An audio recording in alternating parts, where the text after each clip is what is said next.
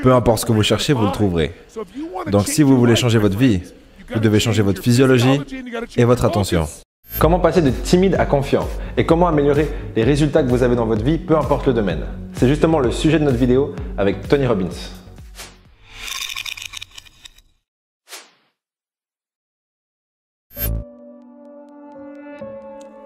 Nous avons tous une sorte d'identité que nous nous attribuons, une façon de se définir.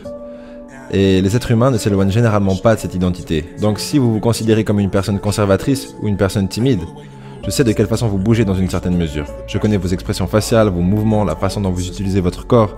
Et c'est lié au fait qu'en tant qu'être humain, notre besoin le plus profond est celui d'être cohérent avec la façon dans laquelle nous nous définissons. Si votre définition personnelle est « je suis dans une situation dans laquelle je suis… » Quel mot il utilisait déjà? Timide. Dans ce cas-là, vous trouverez toujours une façon de vous mettre dans une position où vous allez être en retrait. La chose la plus rapide que vous puissiez faire pour changer votre expérience serait d'inventer un truc facile. Quelque chose simple comme effacer. Chaque fois que vous vous entendez penser « je suis timide », vous dites « effacer ». C'est une histoire SC. SC voulant dire système de croyance. Ce n'est qu'une histoire. Et quand vous vous racontez une histoire pendant une longue période, vous commencez à y croire. Et vous agissez comme tel. Quand vous n'arrêtez pas de vous dire que vous êtes timide, vous y croyez. « Oh, mais j'ai toujours été timide. » Jusqu'à ce moment. Faites quelque chose de totalement différent de ce que vous faites d'habitude. Devenez quelqu'un d'autre. Décidez qui est la personne la plus amusante, passionnée, extravagante que vous connaissez et agissez comme cette personne pendant 2 ou 3 jours. Et voilà ce qui se passera. Ça sera choquant, ça sera bizarre, ça sera différent, vous vous sentirez mal à l'aise. Mais après un moment, ça se renforcera. Par exemple, vous changez de coupe de cheveux ou vous changez quelque chose avec votre apparence, et des gens vous font des compliments. Et ces compliments vous donneront envie d'utiliser plus ces autres aspects de vous-même.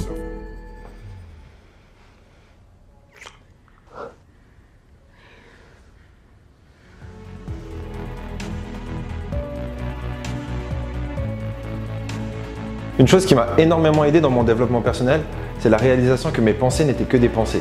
Trop souvent, j'avais l'habitude de m'associer et de croire tout ce qui me passait par l'esprit. Du coup, c'était des fois assez grave. Et le problème avec ça, c'est que vous êtes à la merci de l'anarchie mentale qu'on vit tous, en fin de compte. On a tous un système de pensée assez anarchique en soi.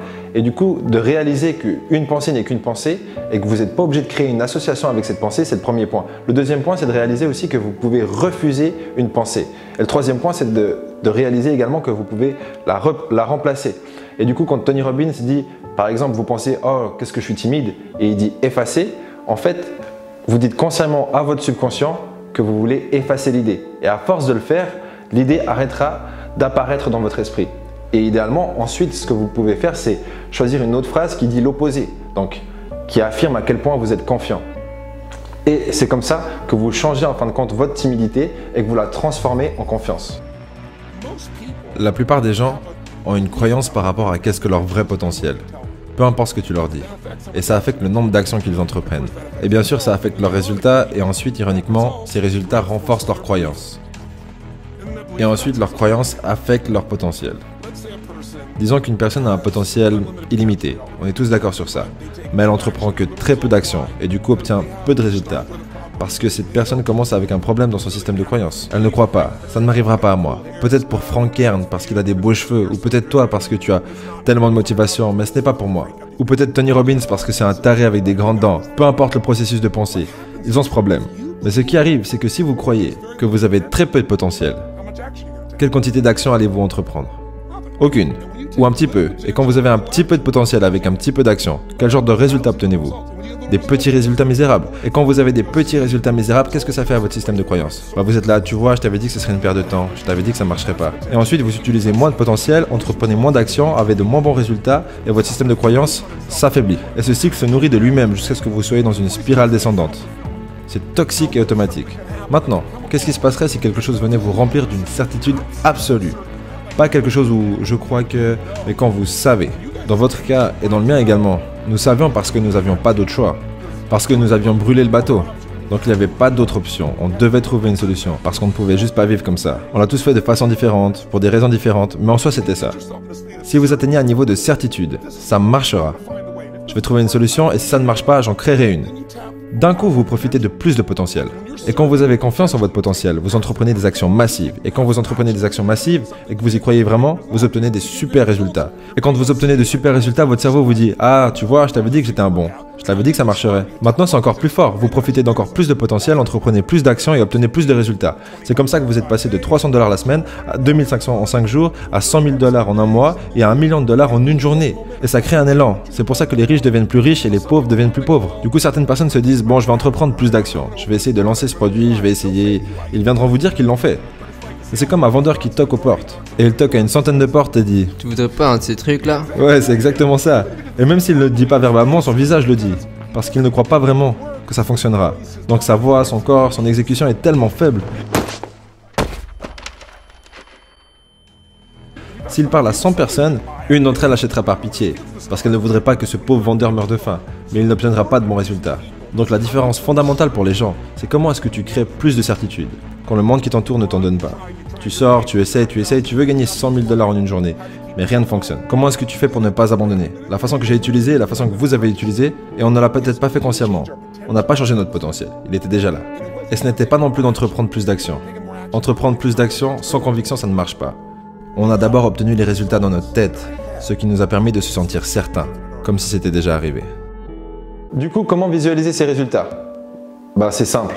En fermant les yeux et en créant une vision du futur. Donc, fermer les yeux, par exemple, je vous donne un exemple de ma vie, comme ça c'est plus concret. Il n'y a pas du tout longtemps, j'étais dans une situation bien plus précaire qu'actuellement. Là, je vous parle, mais derrière la caméra, j'ai une vue sur la mer et on s'en fout. Mais c'est juste pour vous donner un exemple concret. Et je vous parle à vous, vous êtes de plus en plus nombreux sur la chaîne.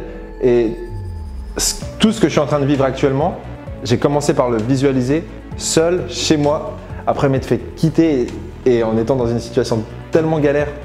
Et ce qui est incroyable, c'est que quand certaines personnes me disaient ça, ce que je vous dis maintenant, j'étais là, ouais, c'est bien joli, mais moi, je pense que ça va pas être si simple. Et pourtant, pour moi, le monde, c'est une matrice mentale. Et si vous arrivez à gagner par l'esprit, vous gagnerez dans le monde physique ensuite. J'aimerais vous montrer ce que vous pouvez faire simplement avec votre attention. Je vais vous faire passer un test. Asseyez-vous droit sur votre chaise avec un peu d'énergie. Vérifiez que les personnes qui sont à côté de vous soient dans un bon état d'esprit. Si ce n'est pas le cas, vérifiez s'ils sont chatouillés. Ça pourrait aider. Maintenant, faites ça.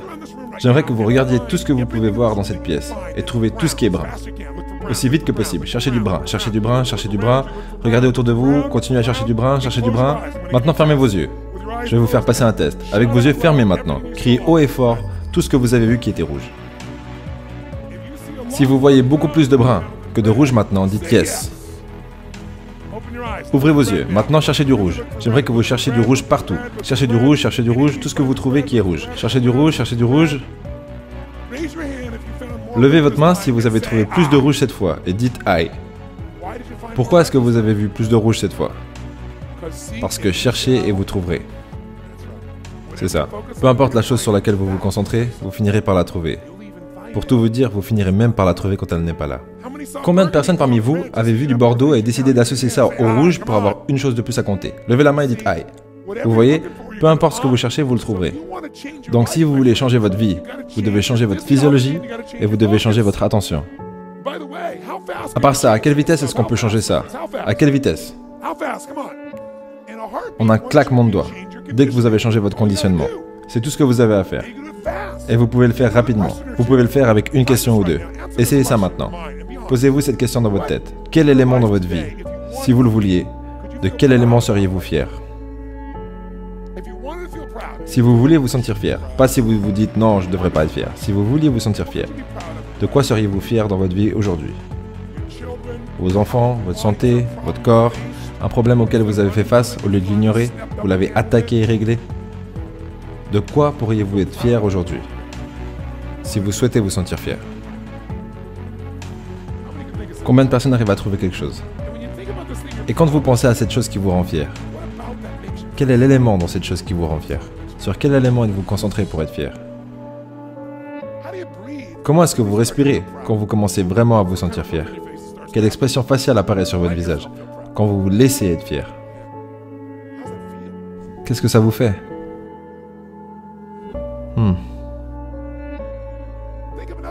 Pensez à un autre aspect de votre vie. Pensez à un élément de votre vie pour lequel vous êtes reconnaissant.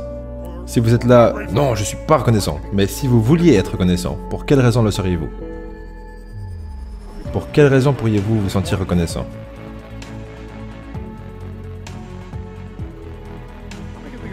Combien parmi vous avez réussi à trouver une raison pour être reconnaissant? Levez la main. Qu'est-ce qu'il y a de spécial dans cette raison qui fait que vous vous sentez reconnaissant? Qu'est-ce que ça vous fait de vous sentir vraiment et profondément reconnaissant?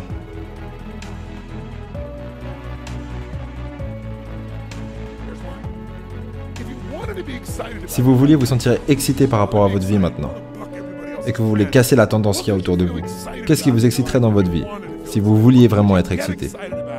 Qu'est-ce qui pourrait vous exciter si vous y accordez réellement votre attention et que vous vous prenez au jeu? Si vous étiez dans une situation négative, qu'est-ce qui pourrait vous exciter si vous vouliez vraiment être excité? Qu'est-ce qui pourrait vous rendre enthousiaste? Combien parmi vous ici maintenant pensez à quelque chose qui vous rend enthousiaste? Dites « I ». Quand vous êtes vraiment surexcité à propos de quelque chose, quel est l'élément qui vous excite dans cette chose? Comment est-ce que vous vous sentez? Comment est-ce que vous parlez? À quoi ressemble votre vie?